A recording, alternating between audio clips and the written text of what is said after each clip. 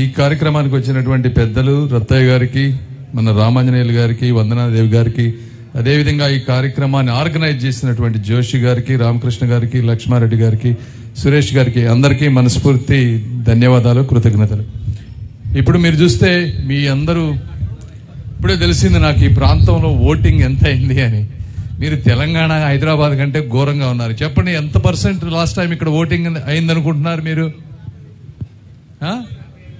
55?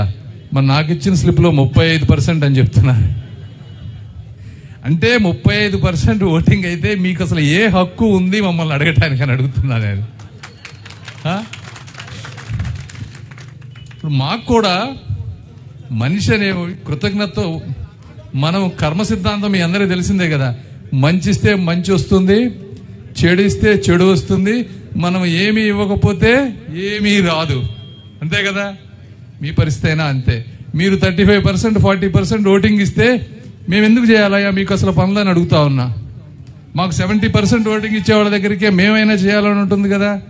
అంటే మేము అంత సంకుచిత స్వభావంతో ఉంటామని కాదు, కానీ మీకు వాస్తవాలు తెలియాలి కాబట్టి చెప్తా ఉన్నాను. ఈరోజు పరిస్థితులు మీరు చూస్తూ ఉన్నారు రోడ్లో.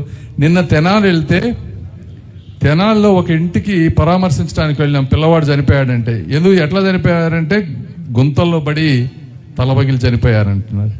చూడండి, మరి ఒక 25 సంవత్సరాలు ఉన్నటువంటి కుర్రవాడు, భవిష్యత్తు ఉన్నటువంటి ఒక వ్యక్తి కేవలం రోడ్ల గుంతల్లో పడి చనిపోయాడంటే ఆ తల్లిదండ్రులు కానీ ఆ కుటుంబం పడేటువంటి క్షోభ ఎలా ఉంటుందో మీరు అర్థం చేసుకోండి.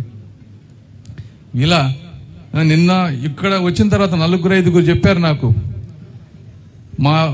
ఇప్పుడు మధ్యతరగతి ప్రజలందరూ చిన్న చిన్న స్థలాలు పాపం జీవితాంతం కష్టపడి కొనుక్కుంటారు. ఒక ఇన్వెస్ట్మెంట్ కింద, ఒక రిటైర్మెంట్ కింద, లేదా పిల్లల పెళ్లిళ్ళ గురించో, లేదా ఆరోగ్య ఇబ్బంది అయినప్పుడు దాన్ని వాడుకోవడం. ఆ స్థలాలను కూడా కబ్జా చేస్తున్నారు వైసీపీ నాయకులని. సో ఇలాంటి అరాచకాలు ఎన్నో ఉన్నప్పుడు మీరు ప్రతి ఒక్కళ్ళు నాకేంది అని మీరు ఎప్పుడు అనుకోవద్దు. పొరపాటున జరగరాంది ఏదన్నా జరిగితే ఈ రాష్ట్రాన్ని బాగు చేయడం అనేది అసంభవం అని మీరు తెలుసుకోండి అందరూ. కాబట్టి మీరు ప్రతి ఒక్కళ్ళు కూడా మీరే పోటీ చేస్తున్నారు అనే విధంగా మీరు కష్టపడాల్సిన అవసరం ఉంది. మీరు కష్టపడి మంచి ఓటింగ్ తీసుకొస్తే మీరు మళ్ళీ మా దగ్గరికి రండి, మేము మళ్ళీ వస్తాం. రామాంజనేయులు గారు, నేను ముఖ్యంగా ఏదో ఒకటి చేయాలని వచ్చినటువంటి వ్యక్తులు. మాకు స్వలాభం ఏమీ లేదు. ముఖ్యంగా నా గురించి నేను చెప్పాలనుకుంటే మీకు తెలియని కాదు, గూగుల్లో చూసుకోండి. దేవుడు 2-3 తరాలకు సరిపోను చక్కగా ఇచ్చాడు నాకు. ₹1 కూడా అవినీతి చేయం. అవసరమైతే మా సొంత డబ్బులు పెట్టి, మా ఖర్చులు పెట్టుకొని మేము చేస్తాం తప్పించి మా వల్ల మీకు ఏదో విధమైనటువంటి న్యాయం జరుగుతుందని నేను బలంగా నమ్ముతున్నాను.